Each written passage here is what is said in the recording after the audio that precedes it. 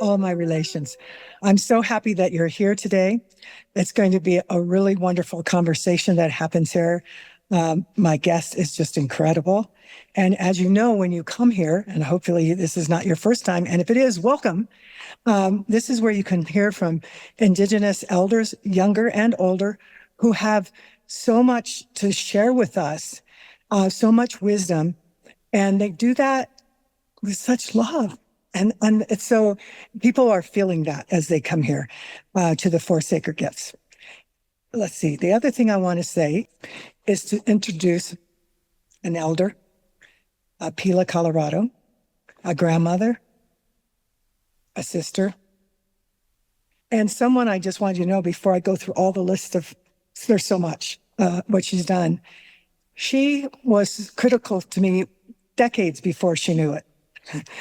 When I was doing my writing and getting my master's and my doctorate, I would search to weave Indigenous wisdom into what I was getting in business and science and psychology. And I would look for women authors. And Apela Colorado, thank you for doing this work for so long out there in front. And I just love her. So when I met her a handful of years ago in Hawaii, I thought, Apela, well, Pam Colorado is who I knew. And so I started telling her, and she said, stop, you're talking about me. I was like, oh my gosh. So I just want you to know that because I am delighted to be able to have her to speak with us and to share her wisdom. But let me tell you a little bit more about Apela. She's a pioneering scholar, educator. She's a culture bridge builder. I've always seen her embrace the whole. Not siloing, understanding the complexity of things. She's a Ford Foundation Fellow. Her Ph.D. is in social policy from Brandeis University. And she did additional studies in federal Indian law and child welfare at Harvard. She's founder of this most wonderful global group. In 1989, she founded the Worldwide Indigenous Science Network, WISN, where she continues to serve as executive director, and their mission is to revitalize and sustain Indigenous knowledge systems through global exchange, protect the lives and work of endangered Indigenous cultural practitioners, and facilitate ethical collaboration between Indigenous and Western scientific communities. She's spoken at many things and, is honored and awards, so I'm not going to get on all of them. Hopefully we'll talk a little about her experience in working and creating the Chartres journey and a book coming out. We'll get to that too. And she's just, in 1997, she was honored in the State of the World Forum. And those of you who are old enough know that's where Perestroika and Gorbachev end up with the peace, UN Peace Prize. But she was one of just a few women that were there, and she did the invocation. So this is a powerful woman, a humble woman, but strong as you can imagine. She is just really amazing. I will tell you a little bit about her books, and I'll make sure that on the written description that we have on the site for her, we'll have it there, but we'll say it here too for those of you who are just listening. Her scholarly publications explore the intersections of Indigenous wisdom, spirituality, and science. She is the author of Women Between the Worlds, A Call to Your Ancestral and Indigenous Wisdom, and that was with Hay House. She's co-author of another Cultural and Revitalization and Sacred Ecology. In 2021, WISN launched a graduate degree program. I want to hear about that. All of us should. In Indigenous Science and Peace Studies at the United Nations affiliated University of Peace in Costa Rica.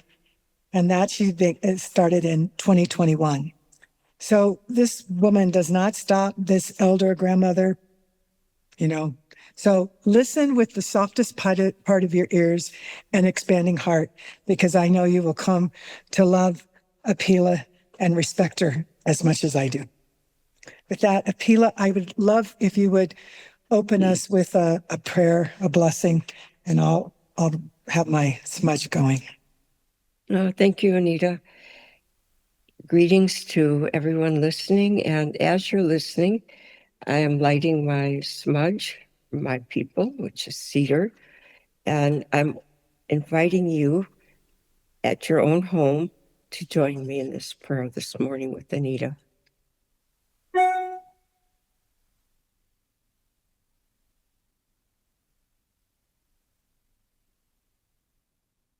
We call to you great directions of life, Mother Earth, Great Spirit, and all the life between. Please join us today around this virtual fire with Anita Sanchez. Ancestors, when I think of Anita and now in her presence, what I feel and experience is the sweetness and the goodness of life. Let this program that she conceived and nurtures and cares for find its legs in all the parts of the world that need uplifting, holding, and loving.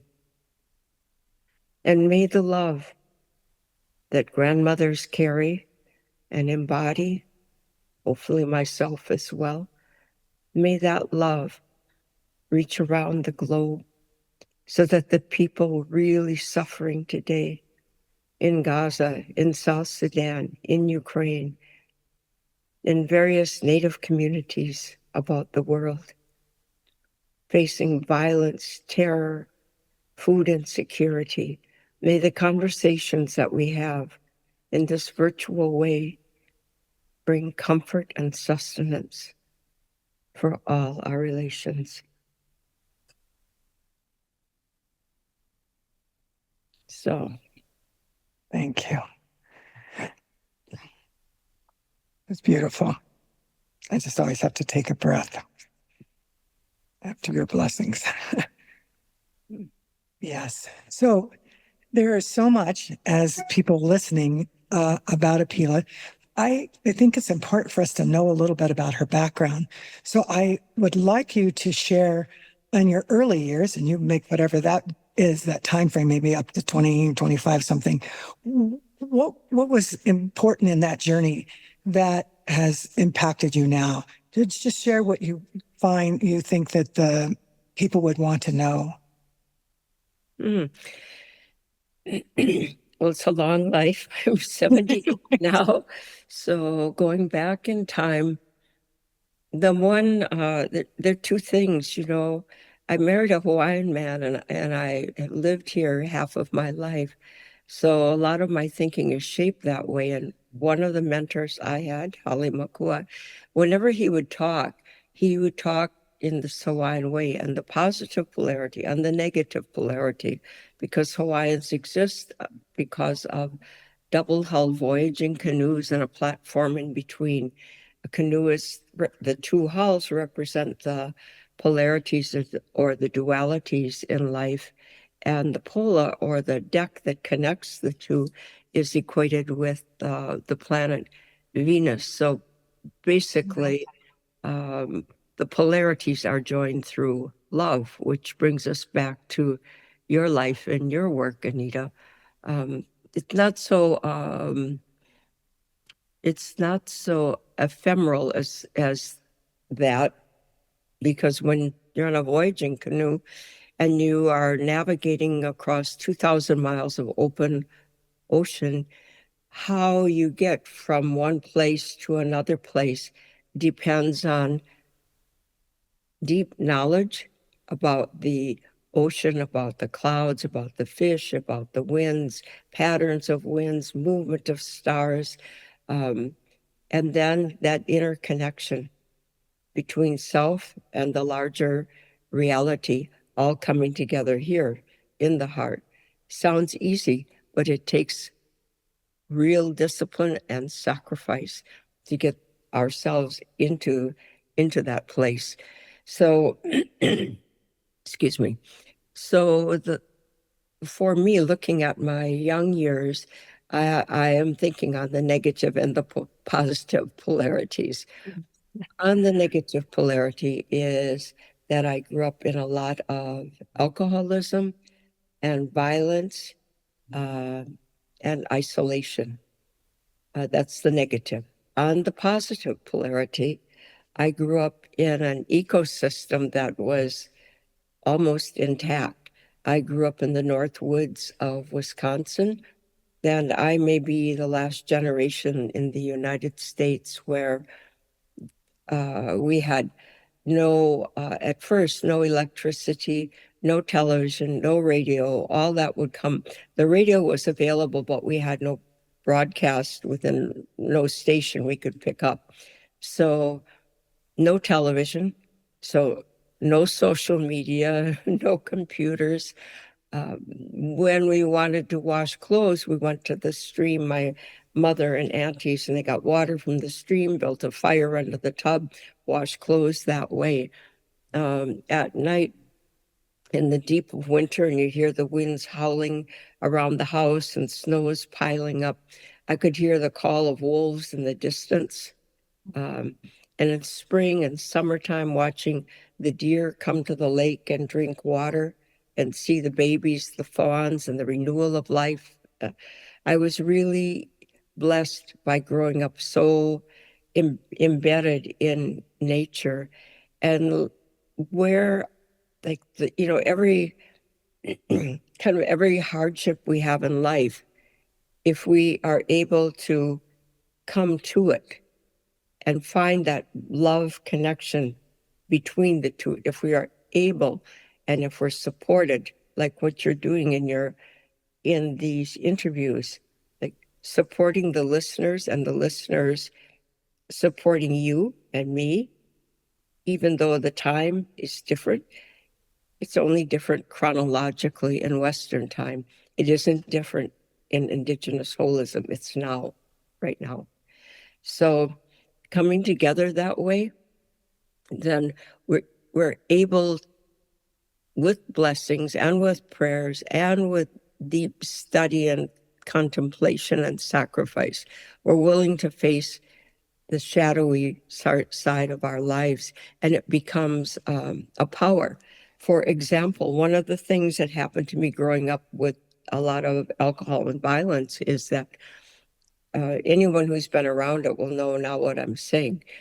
But for survival, we become hyper vigilant, and so always scanning. Definitely. You have to be looking for safety and danger, right? How that became a plus is that big search led me to my ancestors and my creator and creatress. That's who I turned to. And where did I find that connection? In nature. And I used to hear something, so like, I'm mixed heritage. I'm Oneata Oneida Indian, people of the everlasting rock. And I am also Gaul, which is half French, right? Except that I actually know a lot of what that can mean for today. I go to ceremonies in France every year. And it turns out there's an Indigenous people in the south of France, the Occitan. Most people would have heard of them through the stores L'Occitane when you go to the malls and so forth. That's the region of the south of France where the tribal people live. They still speak their language. And am able to go to ceremonies there every year. So anyway, one of the things I used to do as a child, because I wanted to I had a close relationship with my grandfather. That's an extremely positive polarity. But he also, and he's the one who really forged my identity, or I shouldn't say forged, but he kind of fanned the flame of what was already in me and why I came to this earth and helped me step into my Indigenous identity. But he also had a drinking problem later in life. And so both dark and light were present. But with me, he was just really loving and taught me my ways through that kind of love. But I always wished like I could be like a real Indian. So when I was a little girl, I would go I would try running through the forest silently because I knew we're supposed to be able to do that. Of course, every kind of noise, twigs breaking, all that, like, oh, try and try, it didn't work. And then I found a forest, a tamarack forest. And tamarack trees are very like they're evergreens and they're dark. And when the needles fall, it's even more than pine trees. They coat the earth below, so nothing grows. There's just pine needles. So I'd go off and run in there, and except for the impact of my weight, which wasn't much, on the ground, silent. So, Wow. Beautiful silence. so I found the way, and that too was a good thing to do because I found out if you want to do revolutionary work, by revolutionary work for me, it means work that sustains life. It means the sacred feminine, and it means the connection of feminine and masculine. Again, the polarities, and bringing them together through love. We have a saying, and most people wouldn't think this about American Indians, Anita, you know what? But we really have uh, a really strong sense of humor. And when we're together, there's lots and lots of laughter. But someone comes in from the outside and stoic, but that's partly defensive, right? And also, Right. nobody's business to what we're laughing about if you don't even know us, right? So, anyway, Yeah. this, no, I'm sorry, but I'm It's all right. No, you're giving us a sense of your early life. laughing. I'm And you're just actually, I know it's true. That humor part, Apela, every time I take friends to an event with Indigenous people or power or just visiting a family, they always, try to remember to prepare them. When they are sitting there and not smiling, they actually are. Watch their nose, watch different, try to teach them that we are happy. It's just, I grew up saying, well, what they told me is you don't just freely smile. And that sounds strange, but there's no gratuitous smile. What you see, this is meant. So when you start laughing, it's because it's real. And so one doesn't want to explain it and all of that stuff. But yes, and I hope as she says that all of you listening, if you have not, that when Indigenous people in your local area open something up to the larger public, I hope that you go, even if you're not sure and you don't know the ways, to go in respectful way. And that's wonderful. They would invite you if they didn't want you there. So you just made me think of that. But Pila, so that I love the polarity. I love as a child, you already understood that. And I can really relate to nature because I grew up in alcoholism too and in abuse. And I remember dreams were really important. I know they are to you, so we're going to get into some of that. But the dreams, my dream since I was 4 or 5 has always been to bring together hearts of people all over the world. And lo and behold, that's what I started doing in my 20s. And so with that, I want you to move onward to how all of this that you experience, which you've laid the groundwork, brings you to all the things that you do now. And we can just start with one of them because there are many of them.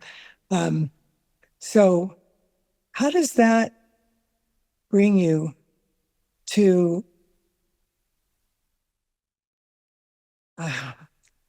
standing in two worlds? Like, it is one world. However, we know the differences. You're a bridge person, but I think you're more than a bridge person. Bridge makes it sound like it just connects the two, but you have the heart and it's part of you. It's not like it's a separate bridge. You know what I mean? Or maybe not, and I'm not clear. But anyway, just how does it impact how any of the things that you do now? Chartra, if we want to talk about that, or the Costa Rica, your program. I was thinking where I was going with the humor stuff is Good. as evidence of it.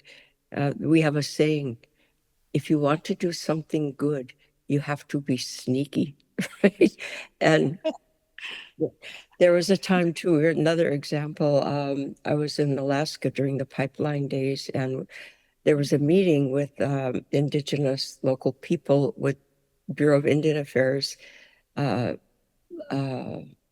employees, and a very difficult agreement had to be made.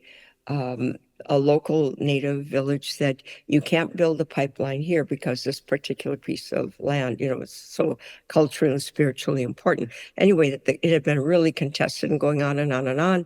And then finally, the Department of Interior realizes this tribe isn't, even though it's tiny, it's not going to budge. And it's just easier to make an agreement and go around or do something. So when the meeting broke up, one BIA guy said, Bureau of Indian Affairs guy said to the other, next thing you know, they'll be saying the whole thing is sacred. The whole place is sacred. And this elderly native man from the village said, they're beginning to catch on. God. I love that. So that's true. kind of humor, like could have been really acrimonious because the native people could have been really angry, BIA people and instead just said that truthfully and funny. Yes. It makes you smile. So, okay, so my life's work growing up when I was young, the name people would have given to me is half-breed, right? Not a very, very good Not identity. nice at all. You're going to get hell from both sides, right? And some of it was deserved because mixed bloods were always hangs around the fort types of Indians, But I decided that what I wanted to do was, since I was getting like getting not treated. Let's put it this way: I could see the positive and negative on both sides. I was a recipient of both of it. So okay, so I decided I can't lie about who I am. All I got to do is look in the mirror. I see who I am, and it's visible to everyone else.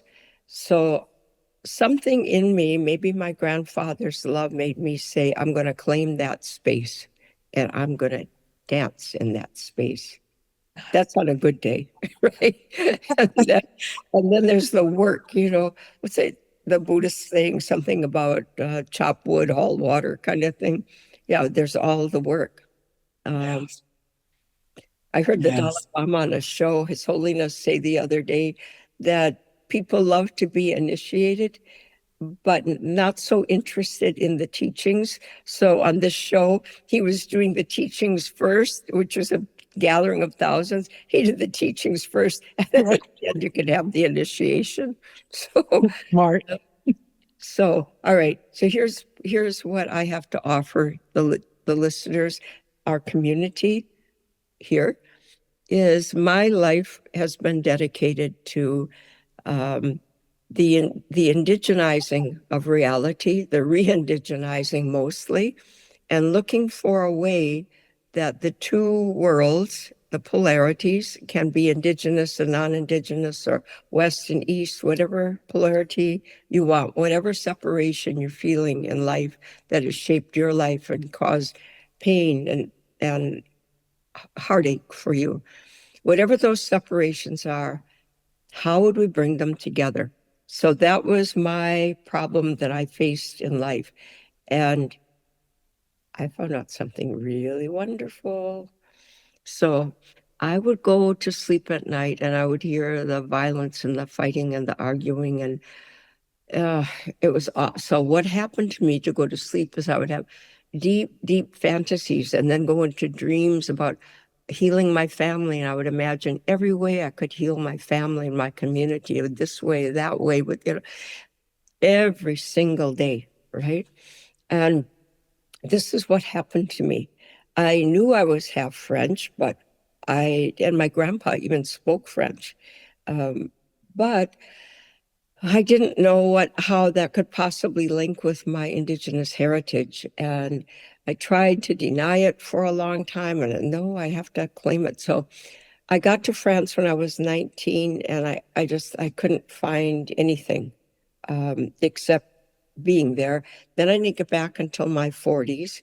And then finally, it was in my 50s that we started doing, the university I was affiliated with started doing workshops at Chartres Cathedral. And that happened because in my search for my French Indigenous ways, I learned about Mary Magdalene. And it was not only learn about her, but as I was praying to find my French tribal roots, and like I thought in my mind, that's crazy. What could possibly be there? But I'm going to try for it. I'd have to. So she's the one who came to me in a visitation. And then when I wake up, I'm like Harrison Ford, snakes. Why I got to be snakes? I was like, saints. Why I got to be saints? Saints. I want my ancestors. But she brought me back. And the first workshop we did overseas was on a Mary Magdalene tour. And coincidentally, synchronistically, it turned out we had a bus driver who was, he was in the middle of Ramadan and he had given up smoking and for that time, and he was going crazy. All he wanted to do at 5 is get to 5 o'clock so he can go have a smoke, right? So he drove our bus so fast through France. We had a whole day that we didn't plan on. And because of that, we went to Chartres Cathedral. Best thing that could have happened. So when we got there, it became clear that what we needed to do was organize an annual pilgrimage there. And we would celebrate the 7 liberal arts that were formulated and practiced there. So, okay, never mind. We didn't know what we were doing, but we launched it and away we went. Andrew Harvey, Jim Garrison, later Carolyn Mace, and lots of other people. So my job, do the invocation. So people would start pulling me away in the hall and say, I had a dream last night. Because I was almost one of the only women, and all the others were old white guys, brilliant careers, but snore, and I was the only lively one, especially for women in the group. So they began to tell me their dreams. And I said, well, maybe we could get together in a circle and talk about them. And I did that. And of course, the guys they just ignored. I said, hey, we need a time in the schedule. Nope, got no time for that. We're busy doing important stuff. So we kept doing it. And lo and behold, in 4 years' time, the whole ceremony had shown up. And the ceremony, I wasn't trained in professional dream work in my family. Like you, we share our dreams in the morning. People are excited about sharing dreams. Everything that was there, but I didn't like our dream ceremonies, moon ceremonies. They didn't exist for Wisconsin, Oneida when I was growing up. So anyway, a whole ceremony shows up, and because I didn't know what I was doing, and that ceremony turned out no professional dream workers ever thought of it. That's what ancestors can do. That's it can tell you. Yeah. And supported you. they showed me, and just in case you don't believe in these ways, I went out the first night I was there. I went out and my late husband, helped me. He was an artist. He helped me fashion a horn to blow to the directions at midnight based on a Celtic story I'd found because Gauls were Celts. So I go out and do that. And it was really scary. I thought I would get arrested because it was in a medieval town with high stone walls and echoey. Anyway, I did that, and then nothing happened. And I said, oh, God, I guess I'm so lost. My ancestors didn't even hear me. Couldn't have been more wrong. Turned out that about 2 to 3 weeks before I got there, archaeologists had uncovered the world's only ever discovered complete Gaul ritual set. Wow, I didn't know that. Oh. Yeah, out in front of McDonald's. This is native humor, right? Polarity. Even the ancestors are in on it. Okay, so they found this set. I didn't know it. And my experience was I'm going out calling to my ancestors. I'm Apela, Colorado, Anita and Dr. I'm really looking for you. I'm sorry we haven't remembered you. And please, forgive me. I need your help. And I want to be reconnected again. But if you don't want to, I understand. We never thought about you for a long time. So that was kind of the tone of the prayer. And then I start doing this dream work, right? In my mind, I think I'm going to go and I'm going to find something, some piece of something, and then abracadabra, ancient Gaul ceremony right here. I didn't know I was in it. And good thing, because I would have screwed it up. My brain would be thinking, no, I should do this, I should do that. But Uh, I didn't know anything about DreamWorks. So what happened with it that was beautiful is that now we open with prayer in a circle, and we have like contemplative chanting or music that starts out. We go in a circle and share dreams. Someone glyphs them or illustrates them in graphic form. And then we also record them, transcribe, and then we have a document to work from. In a week's time, we might have 100 dreams. And on Thursday night and Friday morning, we put together a PowerPoint to reflect back, not what individual dreams would mean, but in the collective body of dreams that are on these big spreadsheets. What is the message that's coming through from that place through to us? And it matters because that place, Chartres, the hill of Chartres, was a place where all Celtic tribes met to be unified, to come together in that love that we've been talking about. So that's the Chartres dream work. And what happens is it brings together people and it creates healing and mysteries. I'll just give you quickly one example. A man reported a dream of seeing a red kayak on very rough water. The kayak overturns, the person is drowning, and the dreamer understands what the person dying is feeling and thinking, and reports that in the circle. And a woman over in the opposite side of the circles, I can see tears coming down her face. And after all the dreams were reported and then we talked, she said, my husband Scott died 2 years ago in a red kayak in a drowning accident. And I've been so anguished because I was afraid how he really suffered. And now I know, right? Another woman and man, she was an interfaith minister. One of her daughters was in psychiatric lockup because she was suicidal.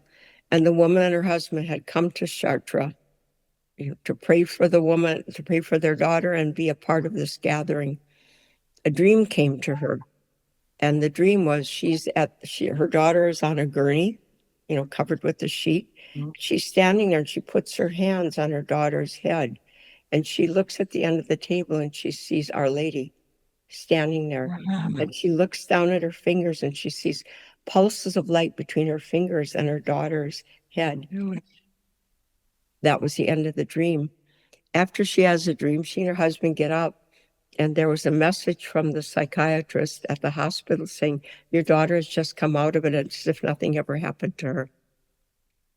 There you go. Yeah. So yes, that's so powerful. Chartres Dreamwork. And in December, the final draft of a book on this process is done, and then it will take another 4 or 5 months to come out. But we will give the email from my organization so people could find out, and I'll let you know when it does come out. Yes, and Be Here Now Network is really great about changing up when we need to on the site. So when that comes out, we can actually put the name of the book and things too. They really want these messages to go out, and that's so powerful that you say that. What I've experienced lately, I've done most of my work in corporate setting and global nonprofits, and in the corporate settings, people don't know how to dream. They don't dream. And so when I share about the dreams, because I did grow up with all of that, they would be like, how do I do? And one of the things that I've taught them, first of all, watch for people like you, because then you can help us. But the other thing is, before you go to bed at night, so those of you listening, before you go to bed at night, just ask your ancestors to allow you to have a dream, to sense whatever it is, and just leave it as that. But open your heart, say it truly, not just from your head, but from your heart. And what I'm finding is that sometimes it takes a couple of months for a few of them, but some of them, they get it right away and they remember an old dream. So I want to let you know, Apela, because I don't think I've told you this. I haven't seen you. During COVID, I did my 23andMe. And in that, I found, yes, I'm a little over half Indigenous on both sides of my family. I got that. But it wasn't, the rest of it wasn't as I thought. And even the Indigenous wasn't. I know I'm Nawa, Aztec, Toltec. And a big piece of my indigeneity is from the Amazon. And since 2007, yes, 2007, I went to the Amazon the first time and I lead a group every year. And my family keeps going, why do you keep going back there? Why do you keep going back there? And then to find out, in 2019 or 20, that I know what it was. My ancestors, they brought me there. And like you talk about the story of running, the guides there, one goes way far ahead and then the others will come later to make sure all the group's there. But I just felt like I needed to run and I'm not in great shape. I'm not in bad shape. And he would stop periodically. And this is the first year. And he'd look at me like, you're still here? So what you're saying is so powerful. Dreams are energy. They are real. They're reality. And we can do so much for each other. And especially in this time to continue to dream, to allow, there's an elder that says, pain pushes till vision pulls. And that's what dreams are. Not locked in by facts to what's and stuff, but yet at the same time, they're very real and pull you there. So I knew you would like that to know that because I'm just so excited about that. My ancestors were there and so great. We still have a little more time. Anita, about dreams too. Today, those of us who have been westernized, easternized, whatever, dissociative now from nature and from our ancestors and so forth. Dreams are really important because we're in a time of just maybe unprecedented in the sense that it's global, unprecedented pressures for separating us and manipulating us and dominating us. The pressures are really intense and setting us against each other, right? Dreams are one way that life can speak to us, all of us, with a common set of symbols, even though they're different. The symbology comes from the same place, right? And we all dream. We all can dream. And if people say they don't have dreams, it's just they do, but they're blocking the memory of them. And they have to release that block, just as you're saying. So the dreams also, it's important to journal dreams, to share dreams with other people, because it unleashes our creativity as it's bringing from the front of our mind what the back of our mind knows, right? And what the time of, like here in Hawaii, they say po, the time of creative darkness, it's like right here. And that's trying to talk through to us. And fortunately for us human beings, all humanity is in touch with that. In fact, animals too. Yes. Dreams. So, okay. Access to all of it. That's great. No, it might sound like a pitch, but nonetheless, talking about well-being, dreaming is a part of well-being that cannot be neglected in times that are as divided as it is here. And of course, nature teaches. And let me make a pitch. We have a dream journal that we developed. Especially, it's good for people of Gaul descent or Celtic descent, where the symbols of that ritual set, I told you, they're illustrated in there. And then we ask you to make a prayer, and there's a labyrinth from Chartres you can trace, and there's a soundtrack with it too, which is wow. Well, again, be sure to give me that information, and I'll put it on the site for those of you listening or watching. Unless you have a name for it already, we can say it here too. It's a Chartres Dream Journal. Chartres Dream. Okay, good. So now you've heard that, and you can look it up, and we'll also put it on the site. So those of you who won't be able to remember. And so we have maybe 5-10 minutes left to talk. And I know that I'm very excited about in 2021, and I just remember you telling, it came through that you're going to teach, you're going to be in charge of and set up this whole program at the Peace University in Costa Rica.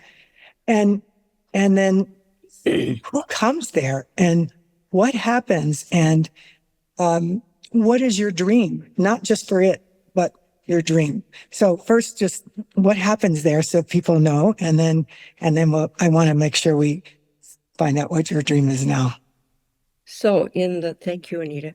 So in the 1980s, with nuclear disarmament around the world, and you and I, well, I'm older than you, but young, we're both young, there was a dream of world peace.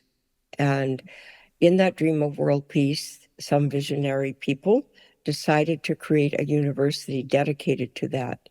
And the UN was also regarded in high esteem as the way post-World War II that nations could unite, the United Nations, right? So there are lots of hopes post-World War II and in my baby boom generation, and then even beyond in the 1980s. And this small university was created in Costa Rica by visionary people, and they wanted to train generations of peace workers. So they have maintained that, although now as the uh, vice president has said, it seems recently humanity has lost interest in peace. So there were some years of struggle with low numbers and so forth, but not for us. They opened the doors and welcomed our program, the Indigenous Science and Peace Studies Masters and Ph.D, evolving now, to be able to teach peace studies and it's like policy development, community organizing, to teach from an Indigenous perspective. Actually, it's a hybrid perspective, like you and I, and like what we're doing right now. It's based in Indigenous tradition and spirituality and knowledge. There's Indigenous people and elders that are engaged with it. And people come from all over the world. And when we meet in the morning, we meet in a circle, we smudge, it's held in a ceremonial way. We do dream work, then study our ancestral line, go back, trace it, find out who we are. And along with it, we learn how the UN works, how to affect policy and move it through the system and so forth. And we do some really, deep shadow work. One of our classes, Dancing with the Missionary. We need to look at our inner colonist and missionizer self, as well as the way we've been victims of that in our lives. And it happens in every circle of students. I don't know why, Anita, but let's say, for example, well, I'm Oniataga, I'm Oneida. And we did really terrible stuff to Anishinaabe people in the past. We did. So before we got into the great law of peace, which is one of the reasons that I got plunked into this position of organizing this, because it's tradition. It's the center of the Gaiweo, the Thanksgiving, the center of our cultural life and mindset. So anyway, in doing this program, there'll be, every year a new cohort of students. And when you sit down in that circle, there will be someone in that circle that your own people, really did terrible things to. And there'll be someone in that circle that dished it out to you, right? So the shadow is apparent instantly. And this time there's a ceremonial container for working with that, facing the dark, bringing it forward, and then the light ignites. Yeah. That's wonderful. And I know everybody listening, we all have shadow. And part of the good thing about being alive is that we continue to heal every day. It's not done. I've done a lot of healing, and I know that the joy gets bigger, the possibilities get bigger, and just the love. I really feel like my heart expands. And I know from talking to people about this and about listening to the elders is that's really important. So what you're sharing, I hope people will look up more about that as well, and do your healing work, your forgiveness work. Then truly unity can happen. And your dreams will go bigger than ever. I just tell you, they will get huge. So, in closing, can you tell us what are your dreams now? And it may be something you already said, but just what is it that you dream about? What is that? Well, on the negative polarity, Yeah. I get these books written by deadline. Yeah. On the positive polarity, what I live for is this heart-to-heart connection that brings these worlds, because whatever it is, when I've done things that I'm just a 5'1" small woman, and all these miracles, this work I've been a part of, I've seen it flow through my hands through conversations like this. And I'm like, whoa, how did that happen? Or even like traveling the world and working with all these healers. How does that happen? And it happens by making the commitment for the face of the positive and the negative, and finding the only thing that connects them, which is that love. And you can find it watching the cycles of Venus in the heavens at night. Morning star, evening star disappears into blackness. And it's the reawakening of our feminine, remembering our mothers, our grandmothers, Mother Earth, all our relations. I think we'll end on that. I couldn't say anybody. So everyone who is listening and watching, thank you so much. And big shout out. You can shout wherever you are listening to Dr. Apela Colorado, grandmother Apela Colorado, for all that you gave us today, and wish you the very best, and that your dream comes true and continues to expand. So with that, goodbye, everyone. And thank you for coming. Thank you. Love you.